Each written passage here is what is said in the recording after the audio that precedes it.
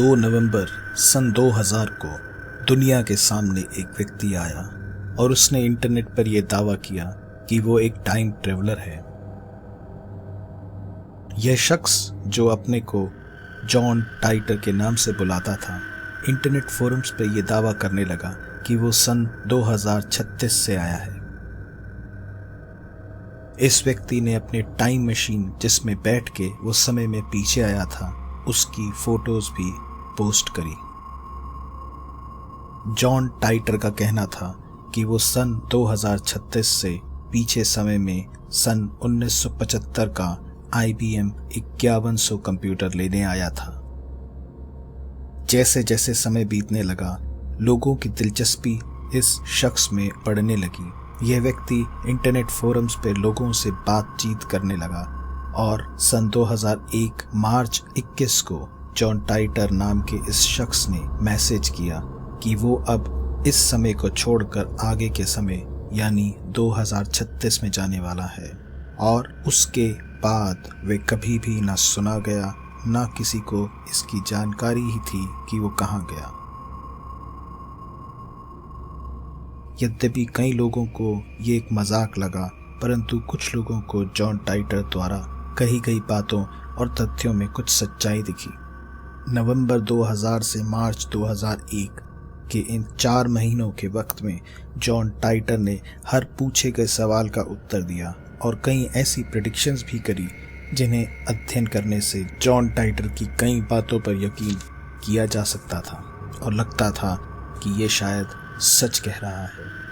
John टाइटर द्वारा की गई कई प्रेडिक्शंस जैसे अमेरिका में सिविल वॉर और वर्ल्ड वॉर 3 हालांकि सच तो नहीं हुई, लेकिन तब भी इस व्यक्ति में लोगों की दिलचस्पी ज्यों की त्यों बनी रही।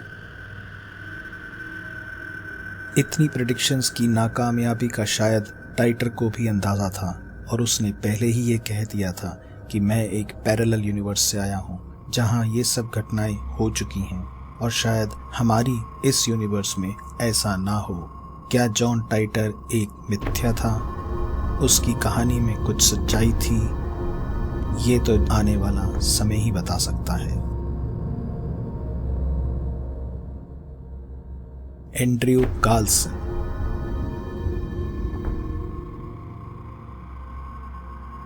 एंड्रयू कार्लसन, जिसने $800 के एक छोटे अमाउंट को $350 लाख में बदल दिया, उसका कहना था कि उसने ऐसा टाइम ट्रेवल के जरिए किया था क्योंकि उसे पहले से भविष्य की जानकारी थी और मालूम था कि कौन सा स्टॉक ऊपर चढ़ेगा और कौन सा स्टॉक नीचे गिरेगा।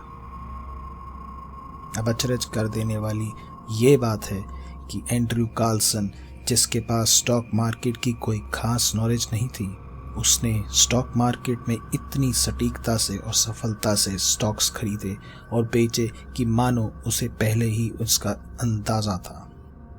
US गवर्नमेंट एजेंसीज जैसे FBI भी चकरा गई थी कि किसी शख्स को स्टॉक मार्केट में पूर्वानुमान के अलावा स्टॉक्स की कीमत का अंदाजा होना लगभग नामुमकिन है। अचंभित कर देने वाली बात यह थी कि इस व्यक्ति को US एजेंसीज ने गिरफ्तार कर लिया और जेल में डाल दिया, परंतु कार्लसन केवल यही बोलता रहा कि वो एक टाइम ट्रेवलर है।